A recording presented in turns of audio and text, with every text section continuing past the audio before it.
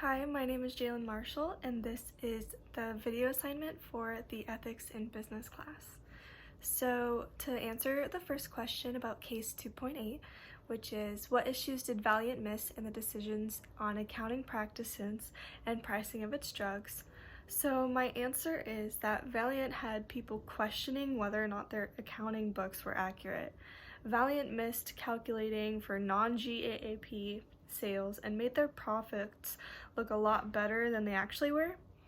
They also didn't file their sales right. They included profits before the medication was approved by the insurance. So number 3, why is transparency an issue for publicly traded companies? What credo ideas did you learn from this case? So when companies make statements like that they will be late in filing their annual reports, or when they have a problem with their SEC, the stockholders and shareholders are going to lose trust in the company, and they're going to pull out of their shares if they get scared that the company is doing bad. So moving on to case 2.12, what significance do you attach to Tom Brady's answer, "I do not believe I cheated"? So the significance is that Tom Brady may not think he is a cheater. Even if he broke the rules, he may think that what he did was perfectly fine, even if it is considered cheating in other people's eyes. Question number 2, evaluate how the legal issues ended up versus the ethical issues that you see and discuss the issue.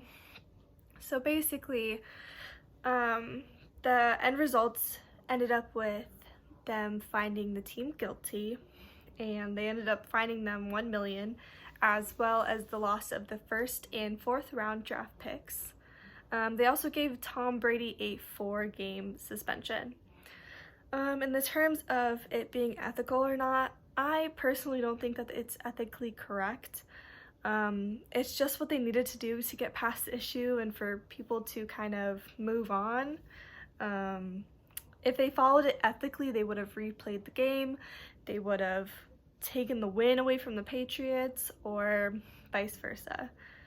Moving on to case 2.13, the first question is, what can you think of as a defense for someone who posts a review and whose identity is revealed to the case?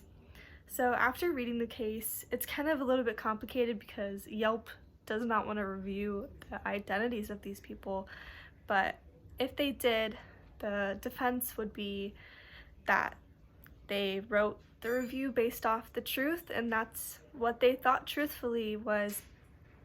If based off the product or service they received was bad, then they wrote it was bad. They could just lie and say it was the truth or not. Question number 2, discuss the ethics of companies whose businesses is to write negative reviews for competitors in order to increase business. So ethically, it makes the other company look bad, and it makes customers go elsewhere. So basically, they're taking the business away from the other company and giving it to themselves. But if it comes back and bites them in the butt, then it can actually hurt their company, because Yelp is starting to take away some of the fake reviews. They're starting to find a system in how these reviews are considered fake or real. So in the long run, it can actually hurt themselves.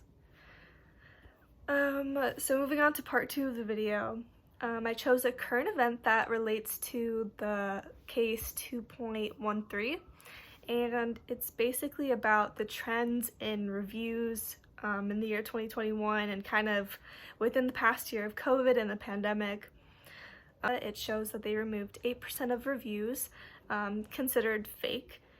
And because in the last year there's been fewer reviews left due to COVID-19, most reviews are starting to be 2 to 3 star ratings instead of 1 or 5. And the increase in fake reviews are from last year of 7% and this year to 8%. And more people are starting to trust reviews more than personal recommendations. So reviews are starting to be a very large business in companies, and a lot of consumers rely on them. So this kind of reminds me of the case, because the cleaning business was dealing with a lot of bad reviews, and I would resolve this issue of fake reviews by trying to get Yelp or any review service to change the terms of service and determine whether or not a review is legitimate. So I would try to, make their terms of service or request that their requirements for a review are a little bit more stricter than they are now. Thank you.